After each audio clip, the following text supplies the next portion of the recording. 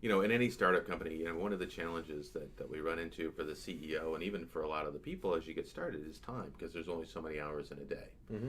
right? And so what I thought I'd do is share with you a principle that I share with a lot of clients. It's called the three I's of the entrepreneur, and it kind of walks through the different phases of a particular business. And what we do is once we understand what those are, then we can talk about, what are some of the things that we can do to make a shift, and then we can have a conversation about maybe what are some of the different things that might be helpful for you, or maybe we could even come up with some different ideas on what would make it might make managing your time a little bit more successful. So you could spend more time either in the sales opportunity, the subject matter expert opportunity, or in the investor relations opportunity.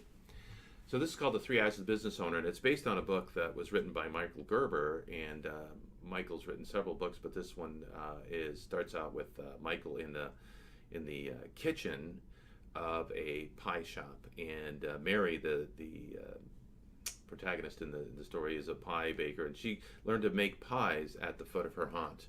And she just, the aroma, the enjoyment, and all the emotions and the feelings that she had as a child making pies made her want to create, own her own pie shop, so to speak. And it starts out at 11 o'clock at night. She's back in the kitchens, and she's covered with flour, and she's got 50 pies to make, and there's all of her employees have left, right? And they have to be made by the next morning, and now she's pretty pissed off. She's not very happy. This isn't what she signed up, and she's like ready to call it a day, right? Okay. All of the good emotions about making pies with her aunt have gone away. And so what Michael does is he sort of describes this view, and he says the first view is sort of an outward-facing view. As an entrepreneur, right, you're looking out at the marketplace, and you're saying, what if I could do this, and how could I do that, and who would my customers be? And you might, have a lot of different good questions like that. And this is where products and services are born. It's sort of this sort of view, this sort of phase of the business. And then the second phase of the business is what we call the manager view. Now, the manager view is that view where you start asking some different questions. Now you've already got some products and services, and now you're beginning to deliver some of those products and services. And that's what we were just talking about. How do I balance those things? So the questions here are a little bit different. It's when and how much and how many, right?